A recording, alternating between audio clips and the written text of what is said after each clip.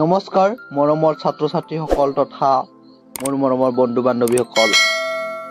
আজি মই তোমালোকৰ মাজত লৈ আহিছো 5 ছেপ্টেম্বৰ দিনা অৰ্থাৎ শিক্ষক দিৱসৰ দিনা কোৱাৰ বাবে এটা সুন্দৰ অসমীয়া ভাষণ।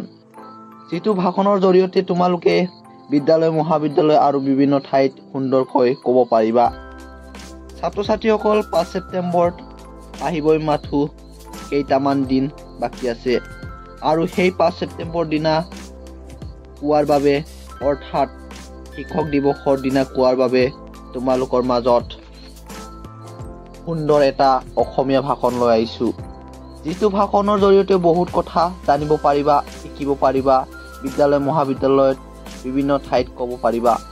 সেই ভাষণটো সুন্দৰকৈ কৈ আছো, তোমালোকে শিকি থোৱা আৰু জানি লোৱা। ছাত্ৰ ছাত্ৰীসকল, এইটো হৈছে শিক্ষক দিৱসৰ দিনা কোৱা এটি ভাষণ। নমস্কাৰ। আজিৰ সভাপতি মহোদয়, সন্মানীয় শিক্ষক শিক্ষয়িত্ৰীসকল, লগতে বন্ধু বান্ধৱী তথা দাদা বাইদেউ আৰু ভাইটি ভণ্টিসকল, পোনপ্ৰথমে মই মোৰ শ্ৰদ্ধাৰ শিক্ষক শিক্ষয়িত্ৰীসকলৰ লগতে বিশ্বৰ প্ৰতিগৰাকী শিক্ষক শিক্ষয়িত্ৰীলৈ শিক্ষক দিৱসৰ আন্তৰিক শুভেচ্ছা জ্ঞাপন কৰিছো। আজি এই পবিত্ৰ দিনটোত মোক দুষাৰ ক'বলৈ সুযোগ দিয়াৰ বাবে শিক্ষাগুৰুসকলক বহুত বহুত ধন্যবাদ জনাইছো। আজি 5 ছেপ্টেম্বৰ আৰু আমি সকলোৱে জানো যে প্ৰতি বছৰে 5 ছেপ্টেম্বৰ তাৰিখে সমগ্ৰ ভাৰতবৰ্ষত শিক্ষক দিৱস হিচাপে পালন কৰা হয়। এই দিনটো শিক্ষকসকলৰ বাবে এটি গুৰুত্বপূৰ্ণ দিন। 5 ছেপ্টেম্বৰ হ'ল ভাৰতৰ প্ৰথম উপৰাষ্ট্ৰপতি তথা দ্বিতীয় ৰাষ্ট্ৰপতি ডক্টৰ সৰ্বপল্লী ৰাধাকৃষ্ণন দেৱৰ জন্মদিন। তেওঁ ৰাষ্ট্ৰপতি হৈ থকাৰ অৱস্থাত ছাত্ৰৰ এটা গোটে তেওঁৰ জন্মদিন উদযাপন কৰাৰ বাবে তেওঁৰ অনুমতি বিচাৰিছিল।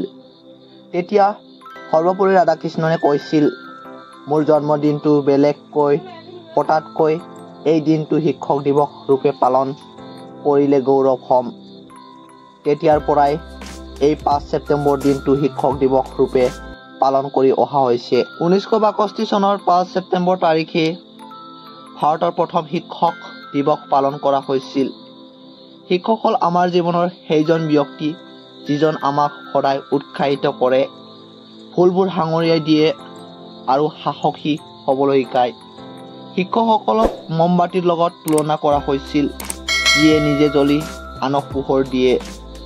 শিক্ষকসকল হ'ল জ্ঞানৰ ভাণ্ডাৰ স্বৰূপ, যাৰ পৰা আমি জীৱন পথত আগুৱাই যাবলৈ প্ৰয়োজনীয় সকলো জ্ঞান আহৰণ কৰিব পাৰোঁ। গতিকে আমি সদায় আমাৰ শিক্ষকসকলৰ কথা মানি চলা আৰু সন্মান কৰা উচিত।